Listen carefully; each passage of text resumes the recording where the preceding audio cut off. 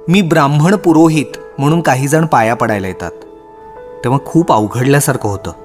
आमचे नाना म्हणजे माझे आजोबा नेहमी म्हणायचे, अमुक एखाद्या जातीत जन्माला आला म्हणून कोणी थोर होत नसतो, त्यासाठी कर्तृत्व असावं लागतं. नानांना सगळे जोशी गुरुजी म्हणून ओळखायचे. त्यांच्या पुण्याईमुळं आज शहरातले पूजाविधी आणि मंगलकार्य मिळतात. पण या दक्षिणेत कुठं भागतो, म्हणून रोज संध्याकाळी 2 दुकानांमधला हिशेब बघतो. आई राजगिरा आणि चुरमुऱ्याचे लाडू बनवते आणि मी ते विकतो.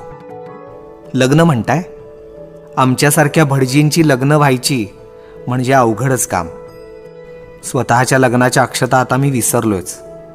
अलीकडच्या काही लग्नात मात्र हुल्लडबाज तरुण मुलं चेष्टा मस्करीत भटजीच्या तोंडावर अक्षता फेकतात, उगाचच धक्का मारतात. त्यावेळी मनात नुसती तडफड होते.